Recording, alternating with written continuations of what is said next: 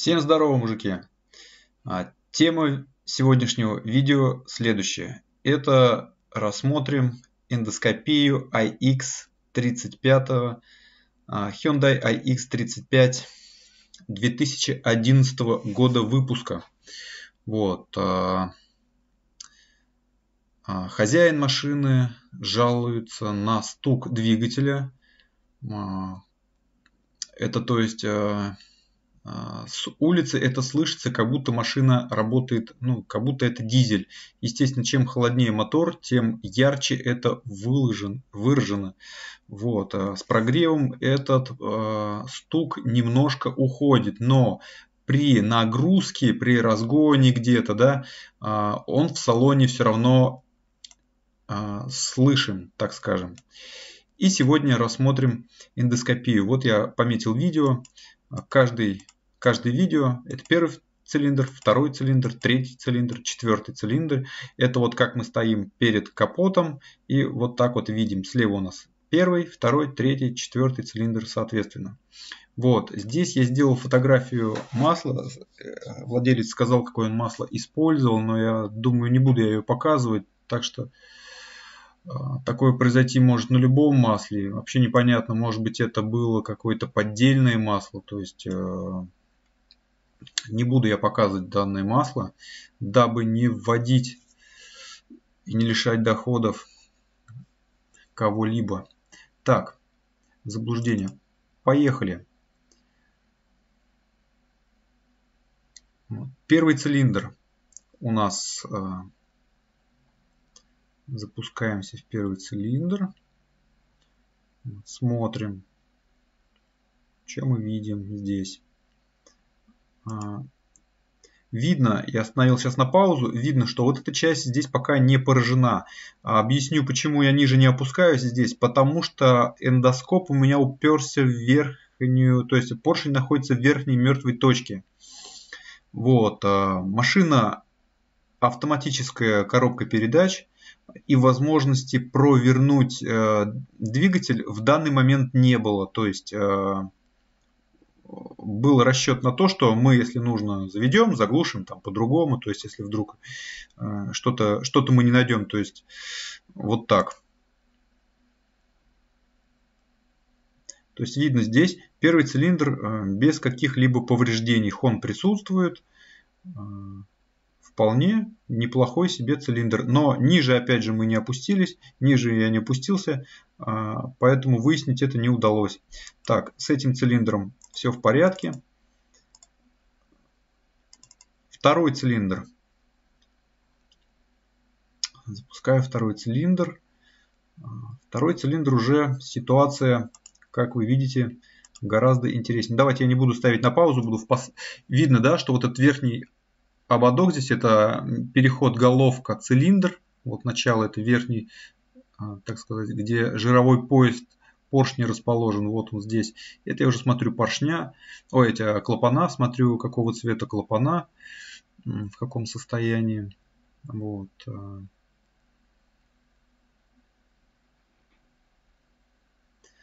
Так, видно, да, что здесь даже где вот ходит жировой пояс поршня, тоже все вот в таких вот крупных задирах.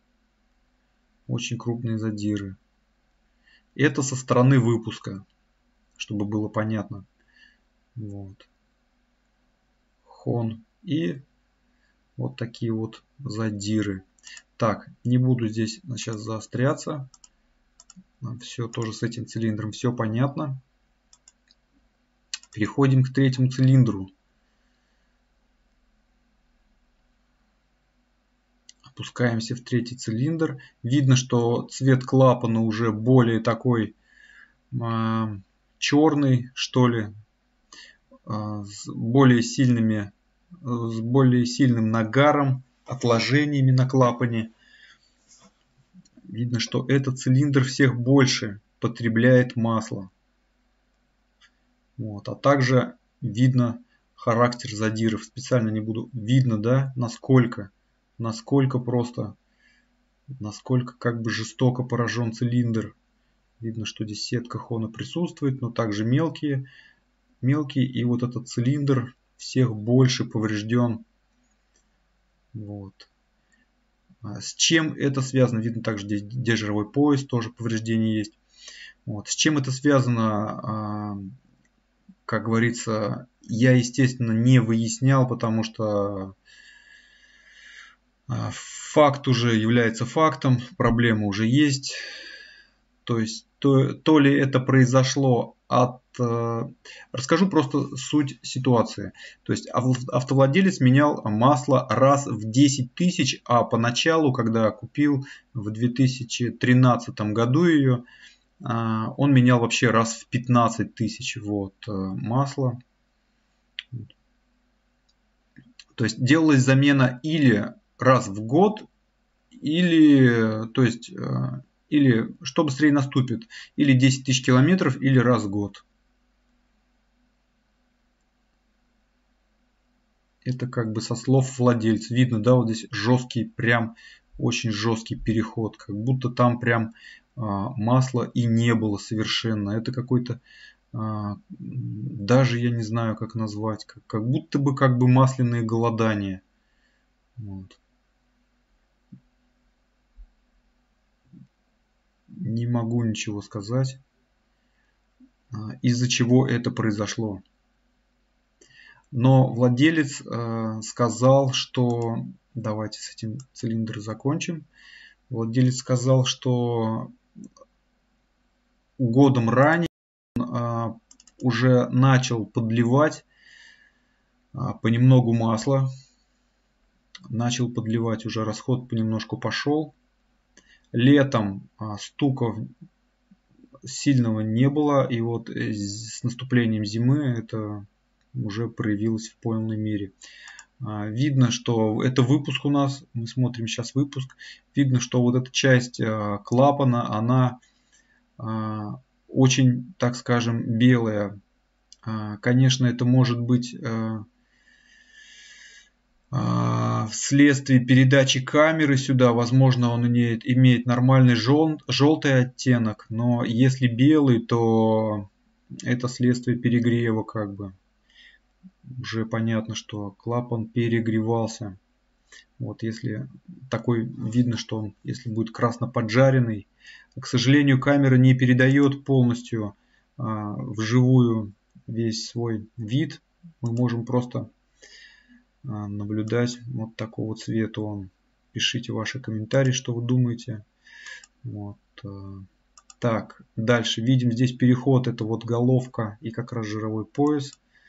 Вот, видно, что здесь уже присутствуют мелкие задирчики, уже есть, что не было на первом цилиндре, на четвертом уже это есть. Вот видно, да?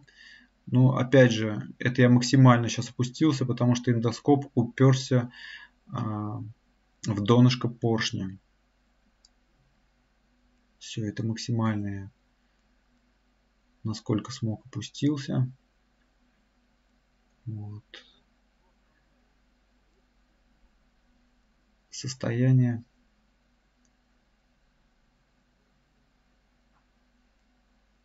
Состояние, так скажем, налицо.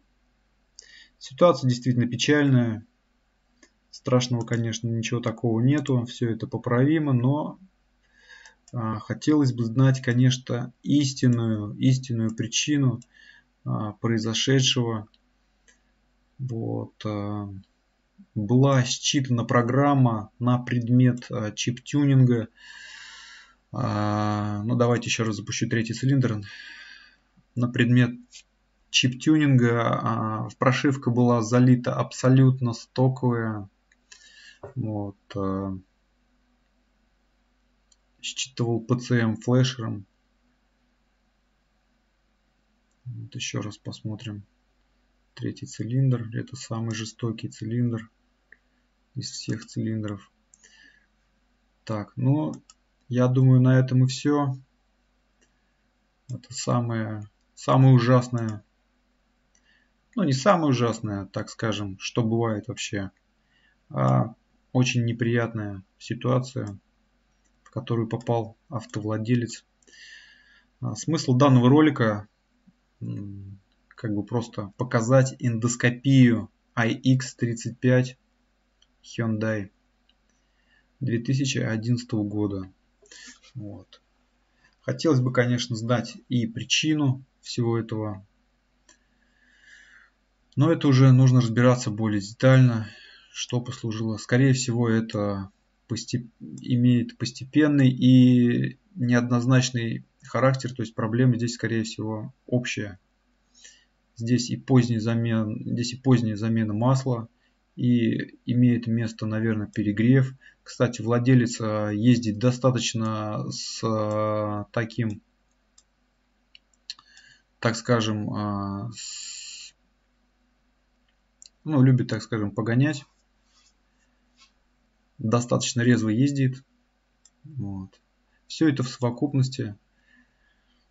Также поздняя замена масла, конечно, наверное, вот этот самый полагающий основной фактор. Так, ну все, наверное, на этом. Всем до связи.